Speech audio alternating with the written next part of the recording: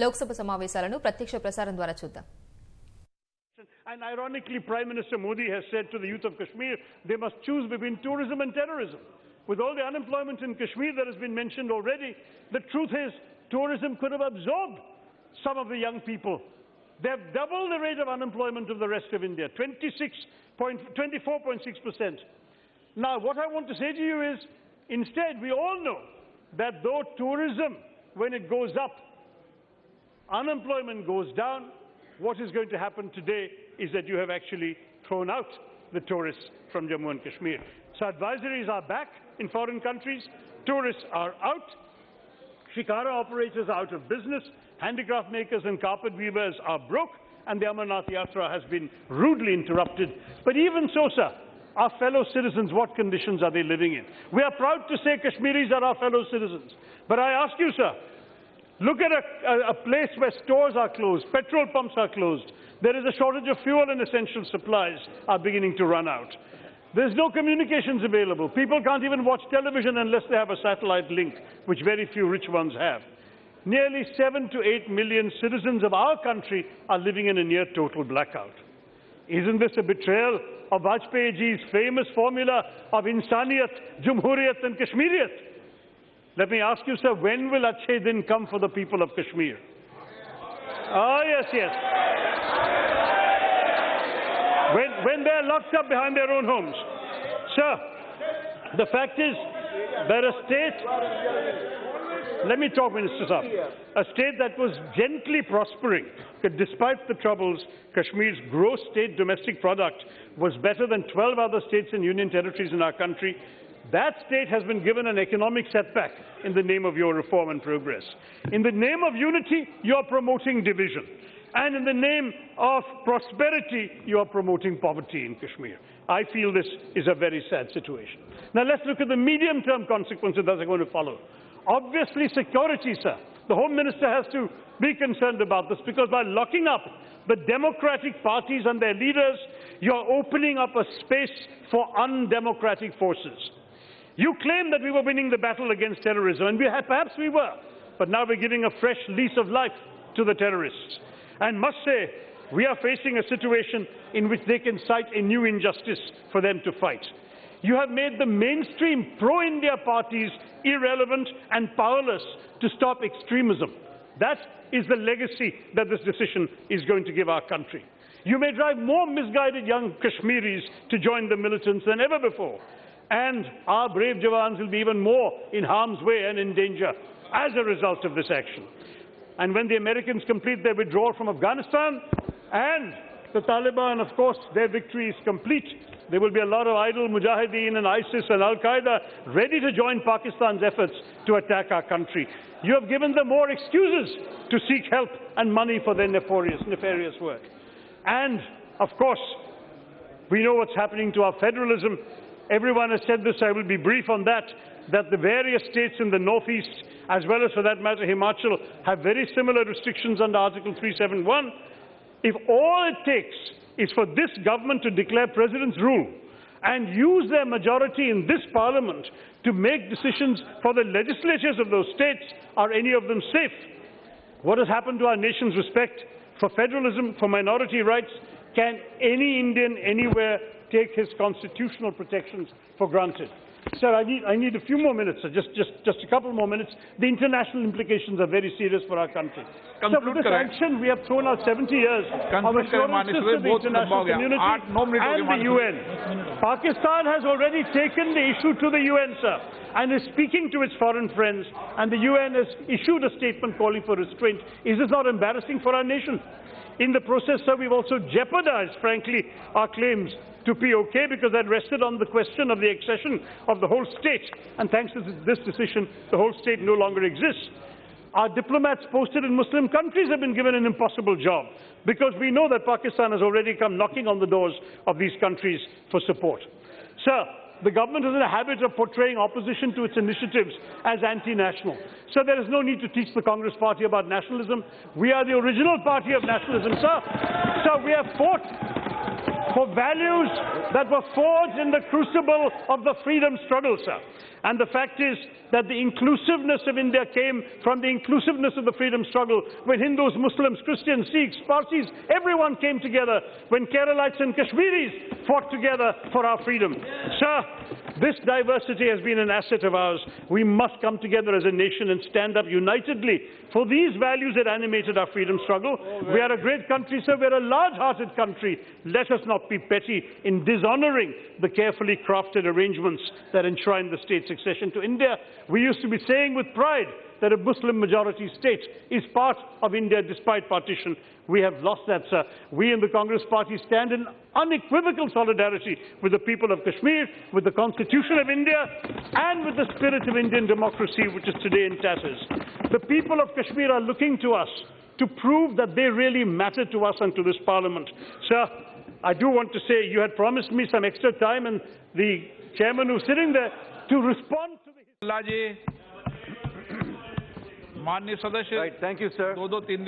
Sir, I'm the only speaker from my party. I'll try to make it fast, but I do need to present our views. Sir, I rise to support the Jammu and Kashmir reorganization bill, and our leader, Sri Nara Chandrababu Naidu Garu, and our Telugu Desam party support the proposed reorganization of the state of Jammu and Kashmir. Sir, our constitution has three kinds of provisions: special provisions, transitional provisions, and temporary provisions. Temporary provisions are the weakest among the three, and 370 being a temporary provision is the weakest one. So it has to go for the good of the people of Jammu and Kashmir, sir. Sir, we have no problem in giving special autonomous status or special category status to any state. All we want is that such a facility is optimally utilized by that state and to become a growth engine of the country. But when it comes to Jammu and Kashmir, it is proved to be the other way around, and therefore paving the way for this bill, sir. Sir, I would be remiss if I did not say that a historical mistake that took place about 70 years ago is now being corrected through this bill. Sir, let's take a look at the amount of resources, human, natural, and financial, that have been provided to the Jammu and Kashmir state in the past. Sir, you have given separate constitution for J&K. We have given leeway to refuse Indian laws to be implemented in J&K. We have debarred citizens of other parts of the country either to get admissions or employment or buy land in J&K. We have given special category status to J&K. We have given dual citizenship to J&K, both Indian and Kashmiri citizenship. We have given lakhs of crores for J&K, which have gone down the drain, sir. And what have we got in return, sir? We have had to deal with bloodshed and terrorism. The tricolor is burnt in J&K, and it is not a crime. Political parties and separatist groups have used and misused Article 370. Our own Kashmiri pundits have been thrown out of Kashmir. Part 4 of the Directive Principles of State Policy and Part 4A of the Fundamental Duties are not applicable in J&K. So instead of sticking to the same approach and breaking our heads against the wall, the innovative approach taken by the Honourable Prime Minister and the Honourable Home Minister, not in science, but transmuting a state into Union Territory would make Gogai Pasha and Mandrake the magician go green with envy, sir. This bill is a violation of Article 3. What does this do to the federal polity in India, sir? Sir, in one stroke, you have effaced, the ruling party have effaced the Sarkaria Commission, the Administrative Reforms Commission, and the Raj Mannar Commission. I congratulate you. You have definitely taken a dishonorable step in creation of in an authoritarian state, a unitary authoritarian state, sir. Had this issue been done by a governor of a non-BJP, the BJP would have raised how governor is partial to the ruling party.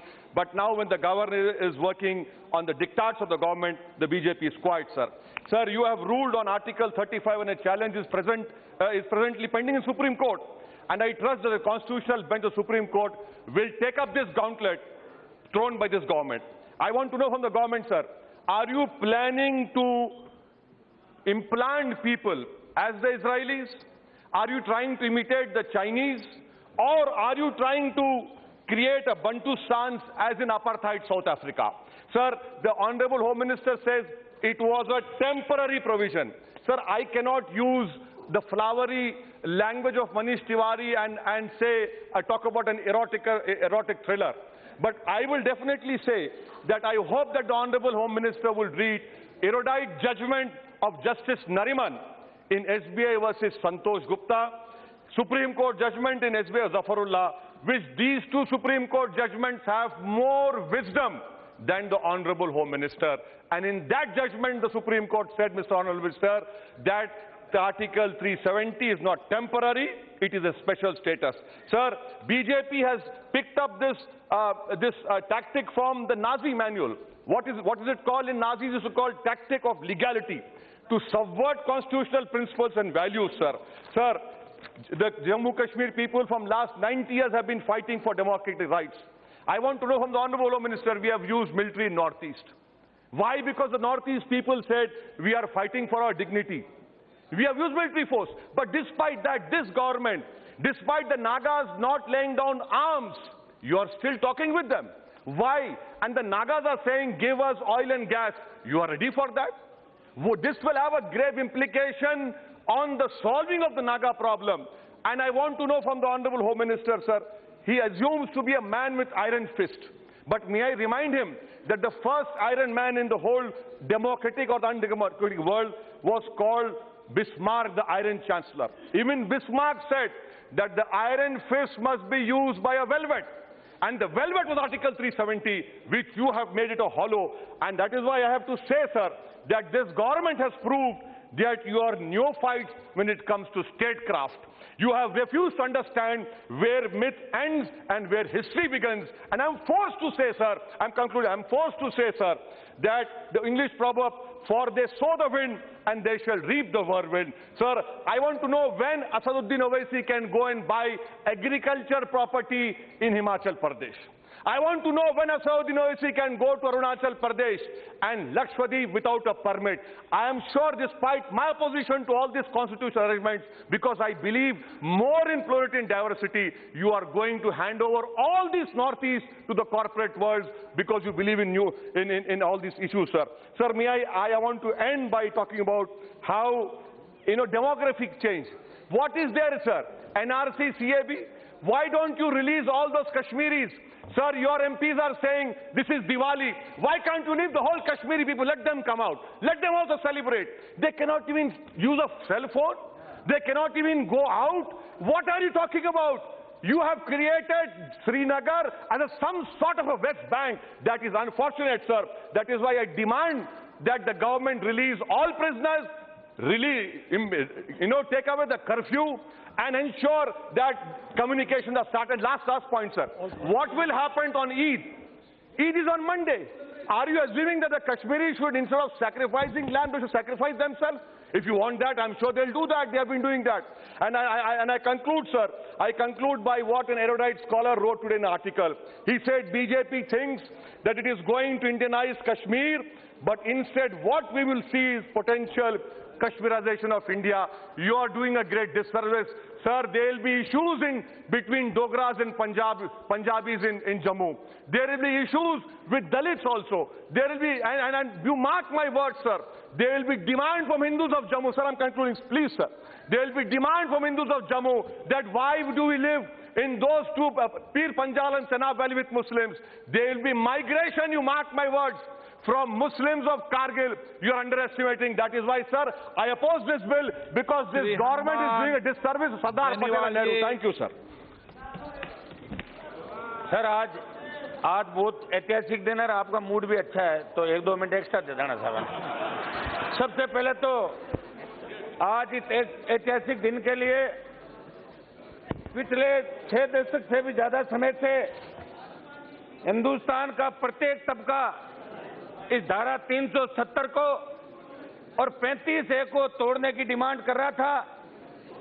50-60 साल तक कांग्रेस की सरकारें बनाई और नेहरू जी ने जो भूल की थी उस भूल को सुधारने का इनको मौका भी दिया।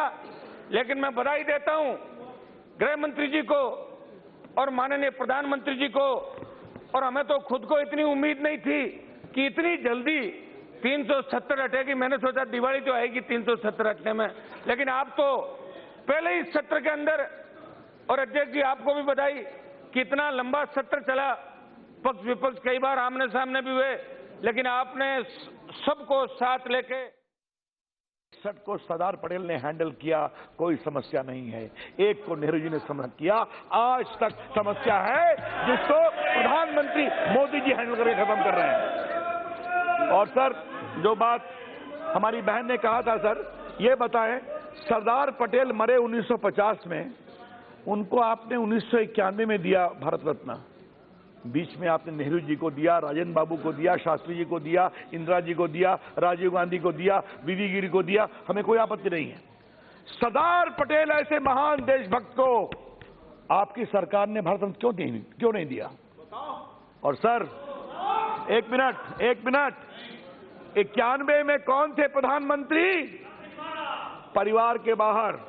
और अगर 91 में परिवार के प्रधानमंत्री होते तो ये काम भी अटल बिहारी वाजपेयी की सरकार को करना पड़ता, जो हमने किया है। तो कृपया करके सरदार पटेल का नाम मत लीजिए, उनका अपमान करने का आपने बहुत काम किया है। मुझे गर्व है प्रधानमंत्री पर कि आज सरदार पटेल की इतनी बड़ी मूर्ति लगी है तो दुनिया में एक परचम है, उसका अभिनंदन। आपने तो डॉक्टर अंबेडकर का भी अपमान किया है। अच्छा, आप जरा बैठिए, बैठिए।